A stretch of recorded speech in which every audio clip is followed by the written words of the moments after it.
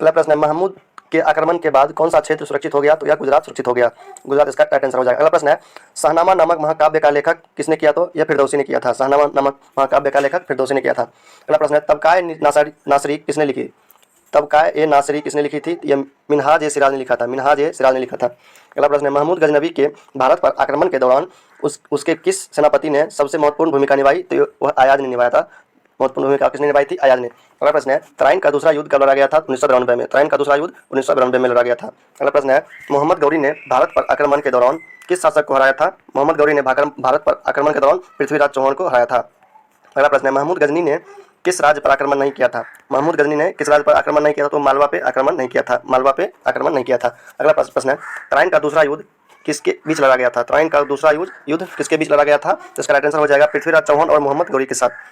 अगला प्रश्न है, दिल्ली सल्तनत की स्थापना का परिणाम किस युद्ध के आधार पर हुआ? दिल्ली सल्तनत की स्थापना का परिणाम किस युद्ध के आधार पर हुआ था? इसका राइट आंसर हो जाएगा तराइन का दूसरा युद्ध। तराइन का दूसरा युद्ध। अगला प्रश्न है, मुगल शब्द का सबसे पहला प्रयोग किसने किया था? मुगल शब्द का सबसे पहला प्रयोग किसने किया था? इसका राइट आंसर हो जाएगा बाबर ने। बाबर ने मुगल शब्द का सबसे पहले प्रयोग किया था। अगला प्रश्न है, मुगल साम्राज्य के संस्थापक कौन थे? मुगल साम्राज्य के संस्थापक कौन थे? तो बाबर थे। मुगल साम्राज्य के संस्थापक बाबर।